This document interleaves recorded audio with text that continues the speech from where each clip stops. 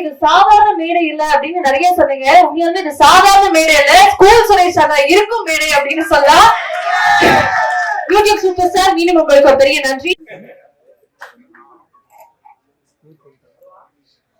மேடையில் அமர்ந்திருக்கும் அனைவருக்கும் வணக்கம். பத்திரிகை நண்பர்கள், ஊடக நண்பர்கள், இணையதள நண்பர்கள் அனைவருக்கும் வணக்கம். ரசிகர்கள் அனைவருக்கும் வணக்கம். மேடையில பேசி கைத்தட்டல் வாங்குற அளவுக்கு நான் பெரிய பேச்சாளர் இல்லை, அதனால தயவு செஞ்சு நீங்களே ஒரு தடவை கைத்தட்டிடுங்க. இந்த கைத்தட்டல்கள் அனைத்தும் தோழர் சேகுவாரா அந்த டீமை தான் போய் சேரும். அப்புறம் தங்கச்சி, உங்க பேர் என்ன? கல்யாணி. நீங்க கூல் சுரேஷ் அவர்கள் பேசுவாங்க அப்படின்னு சாதாரணமா கூப்பிட்டீங்க. அடுத்த தடவை கூப்பிடும்போது யூடியூப் சூப்பர் ஸ்டார், வெள்ளிக்கிழமை நாயகன், சிஎஸ்கே கட்சியின் தலைவர், கூல் சுரேஷ் கட்சியின் தலைவர், நடிகருமாகிய கூல் சுரேஷ் அவர்களை பேச அழைக்கிறோம் அப்படின்னு கூப்பிடுங்க. எதுக்காக இது சொல்றேன்னா, பெரியவங்க எல்லாம் இருக்கிறாங்க, எனக்கு அவங்க கிட்ட பெருசா அறிமுகம் இல்லை, ஒரு அறிமுகப்படுத்திக் கொள்ளலாம் அப்படின்றதுக்காக தான். ஏன்னா பூவோட சேர்ந்தாதான் அந்த நாறு மணக்கம், அதுக்காக சொன்னேன். நன்றி. ஏன்னா இது சாதாரண மேடை இல்ல, சகலகலா வல்லவர்கள் இருக்கும் மேடை. இது சாதாரண மேடை இல்ல, சகாப்தம் படைக்கும் மேடை. இது சாதாரண மேடை இல்ல, ஜாதி மதத்தை ஒழிக்கும் மேடை. இது சாதாரண மேடை இல்ல, சனாதனத்தை எரிக்கும் மேடை. இது சாதாரண மேடை இல்ல, சரித்திரம் படைக்கும் மேடை. இது சாதாரண மேடை இல்ல, சாமானியனுக்கும் உதவும் மேடை. இது சாதாரண மேடை இல்ல, சட்டம் படித்த மேடை. இது சாதாரண மேடை இல்ல, சக்கரை போல இனிக்கிற மேடை. இது சாதாரண மேடை இல்ல, சந்தோஷத்தை அள்ளி கொடுக்கிற மேடை. இது சாதாரண மேடை இல்ல, சரித்திரம் படைக்கிற மேடை. சோ இவங்க முன்னாடி நான் பேசுறேன் அப்படின்றது எனக்கு ஒரு பெரிய சந்தோஷம். அதனால அடுத்து கொஞ்சம் ஃபாலோ பண்ணி கூப்பிட்டுருங்கம்மா. நன்றி நன்றி. இந்த படத்தோட இயக்குனர் அலெக்ஸ் அவர்கள், அவர் நான் நடிக்கும்போது சில சீன்லாம் நடிச்சு காட்டுவாரு. அப்படியே ஏதோ ஒரு 10-20 படம் நடிச்ச ஒரு எக்ஸ்பீரியன்ஸ்ல இருக்கிற மாதிரி நடிச்சு காட்டுவாரு. நானே கேட்பேன், பிரதர் நீங்க ஏற்கனவே எதுவும் நடிச்சிருக்கீங்களா அப்படின்னா, இல்லைன்னா புதுசு தானே அப்படின்னாரு. ஸோ அவ்வளோ ஒரு தத்ரூபமாக, ஒருவேளை டேக் ஒழுங்கா வராட்டி கூட ஒன் மோர் வாங்கிட்டு இருப்பாரு. அது மட்டும் இல்ல, அவர் நடிக்கும் போது இப்ப பாத்துக்கோங்க, சட்டையெல்லாம் கட்டிட்டு இருக்காரு இல்லையா, அடிபட்ட மாதிரி ஃபைட்ல வரும் அப்படின்னு இருப்பாரு. அப்படியே அந்த ப்ரூஸ்லி அந்த எஃபெக்ட்ல அப்படியே தான் இருப்பாரு. ஏன்னா ஃபைட் பண்ணும்போது, நடிக்கிறது மட்டும் இல்லாம ஃபைட் பண்ணும் போதும் அந்த ஒரு வெறியோட தான் அடி அப்படி இருக்கும். ஸோ அந்த மாதிரி அவங்க நடிச்சு இயக்கியிருக்காங்க. அந்த அலெக்ஸ் அவர்களுக்கு என் மனமார்ந்த வாழ்த்துக்கள். தயாரிப்பாளர் பிரபு சார் அவர்களுக்கும் என் வாழ்த்துக்கள். எனக்கு தெரிஞ்சு இந்த படத்துல பிரபு சார் ஒரு கேரக்டர்ல நடிச்சிருக்காரு, வில்லனா நடிச்சிருக்காரு. அவர் நடிக்கிறதுக்கு முன்னாடி எனக்கு தெரிஞ்சு ஒரு 100 தடவை அமைதிப்படை படம் பார்த்துட்டு தான் நடிக்க வந்திருப்பாருன்னு நினைக்கிறேன். ஏன்னா ஒரு சீன்லயுமே சத்யராஜ் சார் தான். ஏன்னா நான் எனக்கு அவரோட காம்பினேஷன் தான்.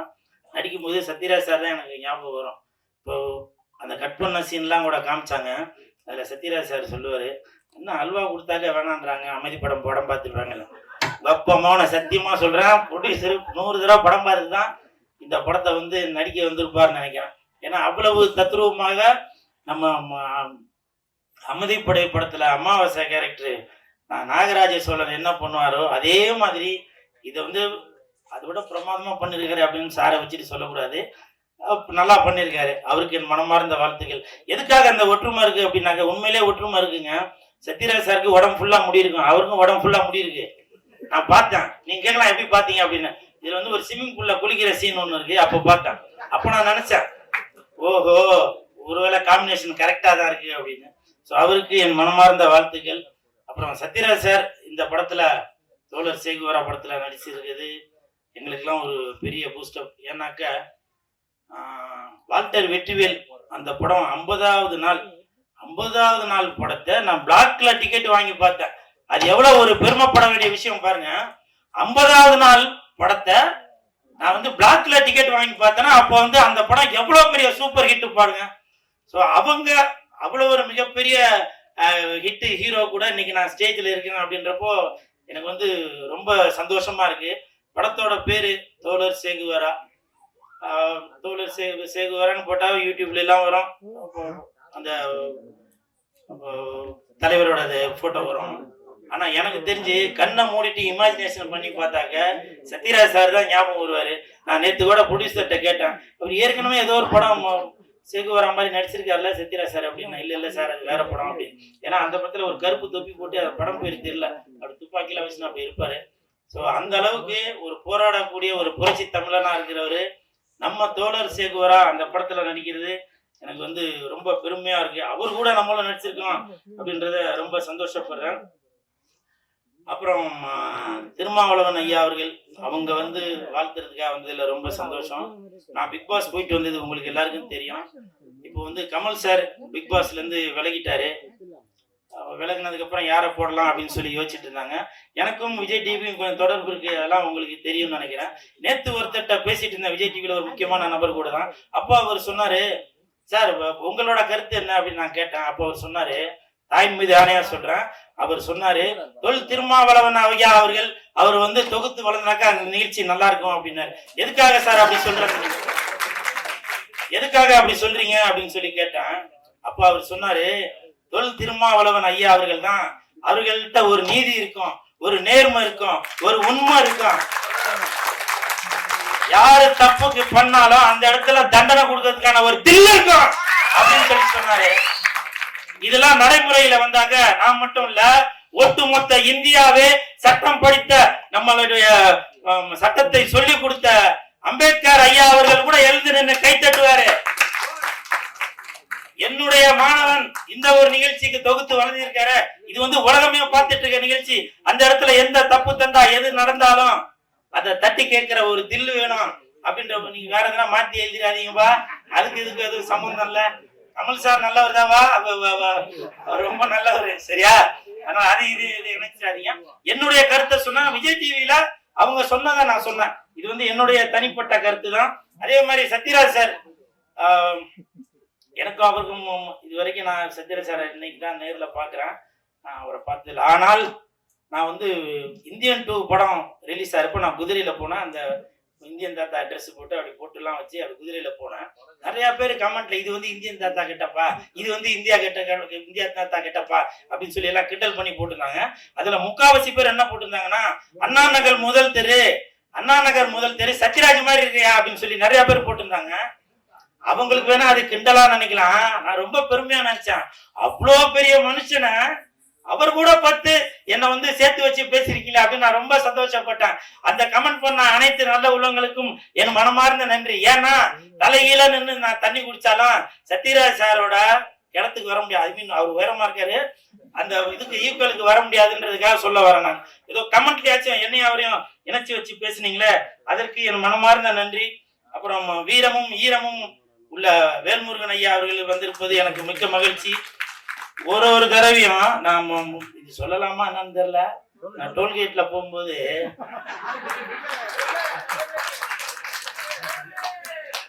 இல்ல அது எதுவும் கேஸ் எதுவும் போட்டு போறாங்க. ஒருவேளை கேஸ் போட்டா என்ன காப்பாத்துறதுக்கு நான் ஜெயிலுக்கு போட்டா அங்கே இருந்து என்னை காப்பாத்து கூடி சார் நீங்க வந்துருவீங்களா சார்? நீங்க பாட்டுக்க சார் உங்களை நம்பிதான் ஆடியோ ரிலீஸ் நடத்துறேன்னு சொல்லிட்டு நான் ஜெயிலுக்கு போனதுக்கு நீங்க படத்தை ரிலீஸ் பண்ணிட்டீங்கன்னாக்க என்ன ரிலீஸ் பண்ண ஆகலாம் போயிடும். வேல்முருகன் ஐயாவை பத்தி சொல்றேன். நான் ஒரு டோல்கேட்ல போகும்போது காசு வாங்க மாட்டாங்க. நான் வணக்கம் தம்பினா அப்போ ஒரு செல்ஃபி ஒன்று எடுத்துட்டு இதெல்லாம் ப்ராப்ளம் வருமா என்னன்னு வர தெரியல, செல்ஃபி எடுத்துட்டு அனுப்புவாங்க. அப்போ அந்த ஐயாவோட டோல்கேட் பேர் சொல்லப்பா, அந்த டோல்கேட்டு கிட்ட போக மட்டும் விடவே மாட்டாங்க. அது இல்லப்பா, வேற ஊர் அது. இந்த ஊர்ல வேற ஊர், நாம இந்த பக்கம் நார்த் சைடு சொல்றேன், அந்த ஊருக்கு மட்டும் விட மாட்டாங்க. என் தாயின் மீது ஆணையா சொல்றான், எல்லா காரை விட்டு இறங்கி நிப்பேன். இது எந்த டோல்கேட் தெரியுமா, ஞாபகம் இருக்கா, பழசெல்லாம் யோசிச்சு பாரு அப்படின்னு சொல்லி அந்த பாஷால வர டைலாக் மாதிரி தான் சொல்லுவேன். ஐயா வணக்கம், எனக்கு இன்னொரு பேர் இருக்கு அப்படின்னு சொல்லுவேன். இது நான் சும்மா மேடைக்காத உண்மையில நடந்தது. என் கூட ஏன்னா தட்டுங்கிற உண்மைதான்டா, என் கூட வந்தவங்களுக்கு எல்லாம் தெரியும். ஐயா பேரை சொல்லி நான் வெளியில வருவேன். சோ அந்த அளவுக்கு எனக்கும் ஐயா அவர்களை நான் இன்னைக்கு தான் ஃபர்ஸ்ட் பாக்குறேன், வேல்முருகன் ஐயா அவர்களை. இருந்தாலும் என் இதயத்தோட கலந்து இருக்கிறாரு. என்னுடைய பேங்க் சேமிப்பை பாதுகாத்து கொடுத்துட்டு இருக்காரு. அவருக்கு என் மனமார்ந்த நன்றி. ரவி மரியா சார் வந்திருக்காங்க. ஏன்னா நான் நல்லா இருக்கணும் அப்படின்னு இருக்கேன். எனக்கு பின்னாடி நின்று இன்னும் கூழு அதை பண்ணு இதை பண்ணுன்னு சொல்லி எனக்கு ஒரு பூஸ்டப்பா கொடுப்பாங்க. இமான் அண்ணாச்சி அவர்கள்லாம் நாங்க வாரத்துல ஒரு நாளாச்சும் போன்ல பேசிப்போம். அப்ப நடக்கிற விஷயங்கள்லாம் அப்படி பேசிட்டே வருவோம். அப்போ எனக்கும் பின்னாடி இருந்து அவர் சொல்லுவாரு, இல்ல கூழு இது இப்படி பண்ணுங்க அப்படி பண்ணுங்க அப்படின்னு சொல்லுவாரு. அந்த மாதிரி நல்ல உள்ளங்கள் எல்லாம் இந்த படத்தை தோழர் சேகுவாரா படத்தை வாழ்த்த வந்ததுல நான் ரொம்ப சந்தோஷப்படுறேன். அப்புறம் சொன்னேன் இல்லையா, தங்கச்சிட்ட சொன்ன கூல் சுரேஷ் கட்சி அப்படின்னு. ஒருவேளை எதுக்காக அந்த கூல் சுரேஷ் கட்சி நான் மறுபடியும் ரிஜிஸ்டர் பண்றேன்னா, ஒருவேளை 2026ல அண்ணன் திருமாவளவன் ஐயா அவர்களோட நான் கூட்டணி வைக்கலாம், வேல்முருகன் ஐயா அவர்கள் கூட கூட்டணி வைக்கலாம், முத்தரசன் ஐயா அவர்கள் கூட கூட்டணி வைக்கலாம். அதனால எதுக்கும் ஒரு அறிமுகம் வேணும் இல்லையா? ஏன்னா நான் இங்க வந்தப்ப 3 பேருக்கு மாத்தி மாத்தி வணக்கம் வச்சாங்க, பார்க்கவே இல்லை. இதை நான் எதுக்காக சொல்றேன், எனக்கு அவங்க அறிமுகம் இல்லை. ஆனா இன்னைக்கு இந்த நிகழ்வு மறக்க மாட்டாங்க. முக்கியமாக வேல்முருகன் ஐயா மறக்க மாட்டாருன்னு நினைக்கிறேன். டேய் அவன் யாராவது பழசெல்லாம் மறுபடியும் கிண்டிக்கிட்டு இருக்கான் அப்படின்னு. ஸோ இதெல்லாம் ஒரு நகைச்சுவைக்காக தான் சொன்னேன். இந்த டோல்கேட் மேட்லாம் உண்மை இல்லை. நான் தூங்கும்போது கண்ட கனவு இது. நீங்க போட்டா ஏற்கனவே நான் காரை விட்டு இறங்கு கேட்டேன், வெறும் போலீஸா நினைச்சு, எதுக்குப்பா போலீஸ் அப்படின்னா, சார் இந்த மாதிரி இவங்க எல்லாம் பெரியவங்க வராங்க. அப்படியா, நான் வேற எதுனான்னு சொல்லி இப்பவே கையோட கூட்டிட்டு போயிட போறாங்க. ஏன்னா இப்ப கொஞ்ச நாளாவே யூடியூபர்ஸ் அவங்கன்னு புடிச்சு போட்டு இருக்காங்கல்ல, என்ன சொல்றதுன்னே தெரியல. அதனால உங்கள் அனைவருக்கும், வாழ்த்த வந்த அனைவருக்கும் என் மனமார்ந்த நன்றி. இந்த படத்துக்கு சென்சார்ல 42 கட்டு கொடுத்திருக்காத சொல்றாங்க. 42 கட்டு. அடுத்த வாரம் படம் ஹிட். அடுத்த மாசம் படம் ஹிட். இப்ப கைய தட்டு. என்னுடைய பேச்சை கேட்ட அனைவருக்கும் என் மனமார்ந்த நன்றி. எதுவும் தவறாக பேசியிருந்தா மன்னிச்சிருங்க பெரியவங்கள. நன்றி நன்றி நன்றி.